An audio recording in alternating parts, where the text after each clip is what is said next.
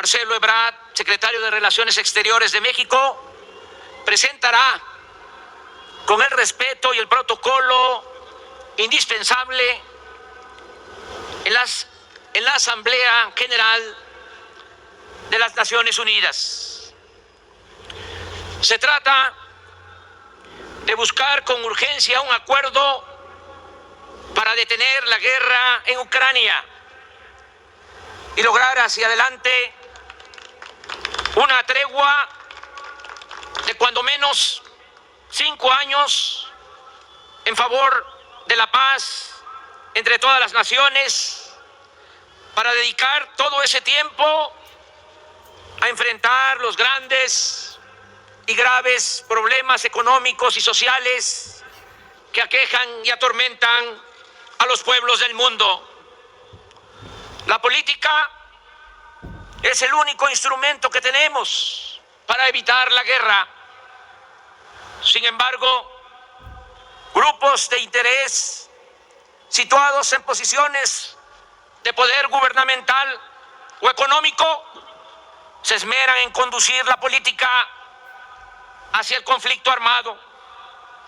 Y una vez cometido este error, en lugar de enmendarlo, optan por profundizarlo sin que les importe el sufrimiento que infligen a la humanidad ni el daño que causan a la estabilidad de las naciones y al bienestar de las sociedades.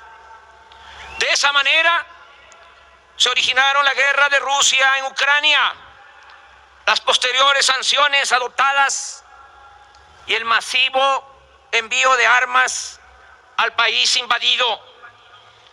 Acciones que aportaron a la confrontación en curso una dosis adicional de irracionalidad. Habría que empezar por preguntarnos si no se pudo evitar la guerra y si la ONU y los políticos de las principales potencias no fallaron en la responsabilidad de promover el diálogo entre las partes para resolver pacíficamente la controversia. Lo cierto es que nada, muy poco, se ha hecho en ese sentido. La ONU permanece inactiva y como borrada, presa de un formalismo y una ineficacia política que la deja en un papel meramente ornamental. Más reprobable aún es el proceder de las grandes potencias que de manera explícita o silenciosa se posicionan ante el conflicto solo para servir a sus intereses hegemónicos. Por eso no puede evitarse la sospecha de que, aunque parezca perverso e increíble, esta guerra, como muchas otras, está siendo azuzada por los intereses de la industria bélica. La invasión de Rusia a Ucrania es sin duda reprobable. Aprovecho para refrendar que los mexicanos no aceptamos ninguna intervención extranjera, porque hemos sido víctimas de 5 de esas grandes calamidades.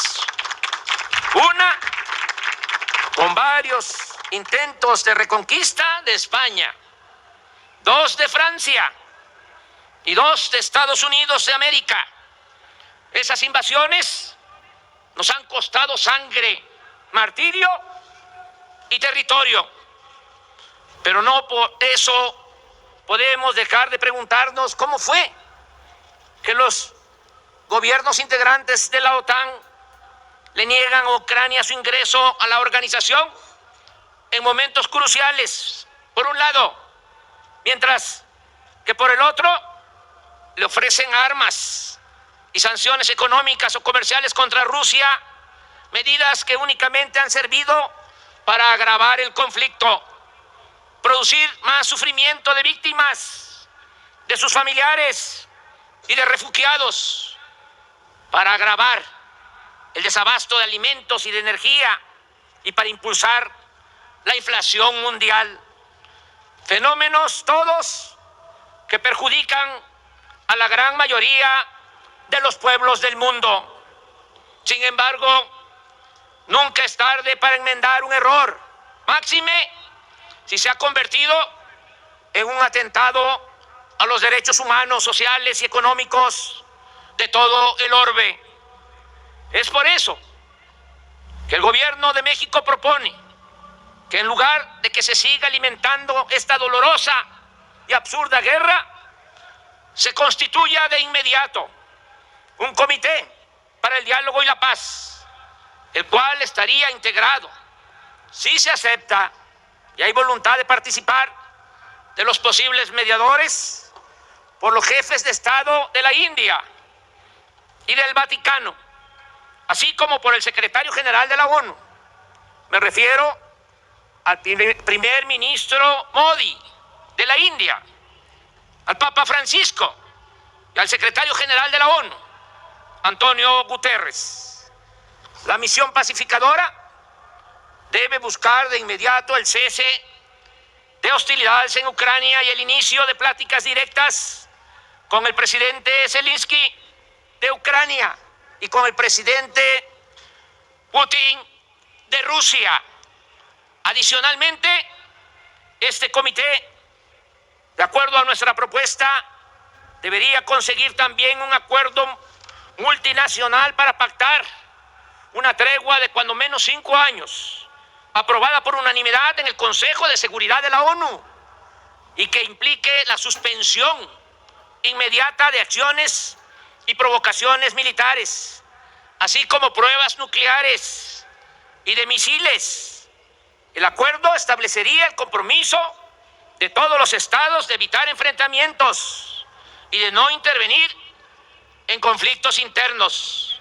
Pensamos que de este modo se puede crear un ambiente de paz y tranquilidad que permita dedicar todo el esfuerzo de los gobiernos a atender los lacerantes problemas de pobreza, salud y violencia que se padecen en todos los continentes y hacer frente al fenómeno migratorio de una forma humanitaria y fraterna.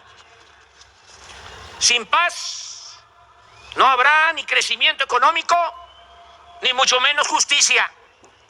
Gobernar no debe ser un ejercicio de hegemonía o de dominio, sino ante todo la búsqueda de bienestar para los pueblos. El poder solo tiene sentido y se convierte en virtud cuando se pone al servicio de los demás. Ojalá y tengamos éxito con esta iniciativa, pero aunque suceda lo que suceda, nunca será en vano luchar